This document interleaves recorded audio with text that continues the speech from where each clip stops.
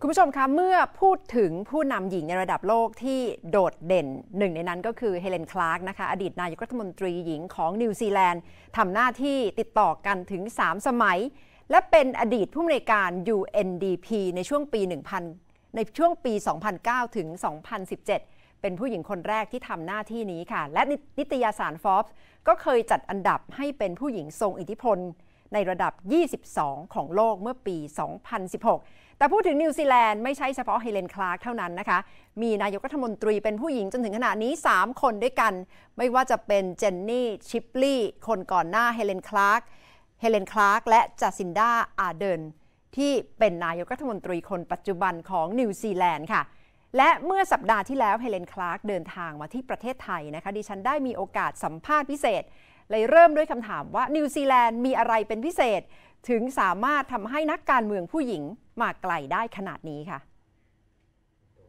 has had 3 women prime ministers and my understanding is that we all come from all-girl families. We're all the oldest in those families and we all come from rural and small town New Zealand. So there's something about that upbringing, I think, which makes for very resilient people because you have to be resilient to succeed in politics, particularly as a woman, because there's always more critics out there, frankly.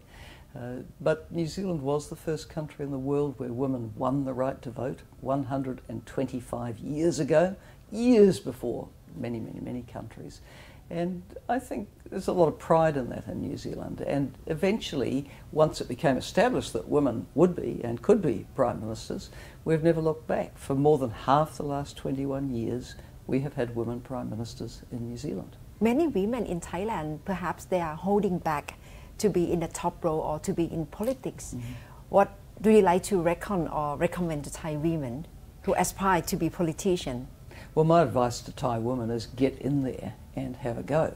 I was on a panel yesterday with 4 fantastic women from right across the political spectrum in Thailand. All of them have so much to contribute. So it seems to me that Thai women have not been very prominent in politics. Politics has been something men did.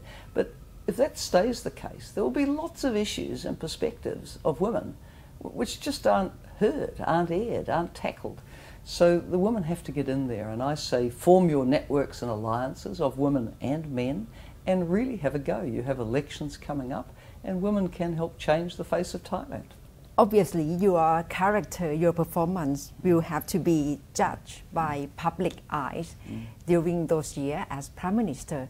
Do you feel you have to adjust your character, your own personality when you appear in the public? So what I found in politics is that authenticity is everything in a country like mine, but I suspect more generally.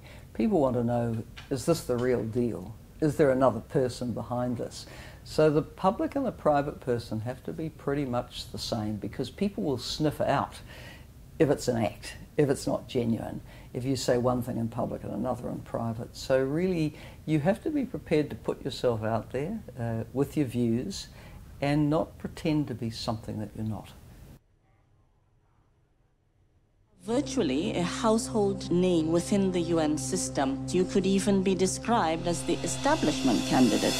I have never been an establishment candidate for anything.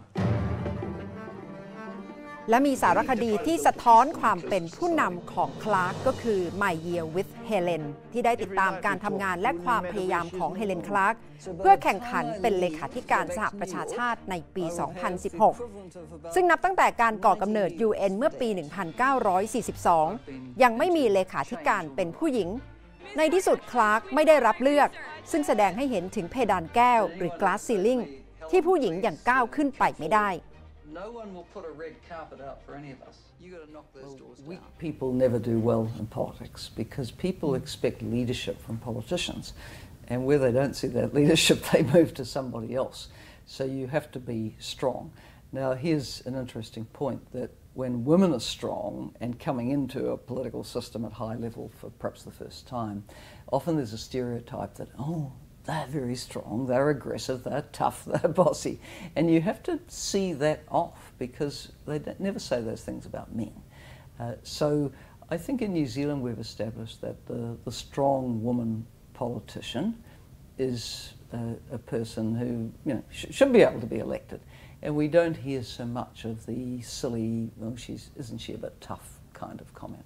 Even though the world has come quite far to have more women around the world participate more in politics, but still something are holding them back not to really take part in politics actively.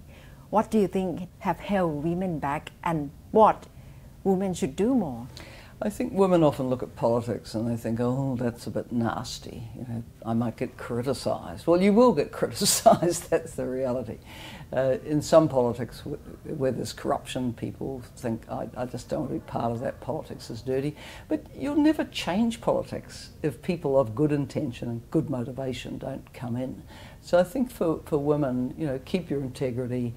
But say, I've got a right to have a seat at that table. You know, the woman who's standing, she's got a right to have a seat at that table. I'm going to work for that and I'm going to change it for the better.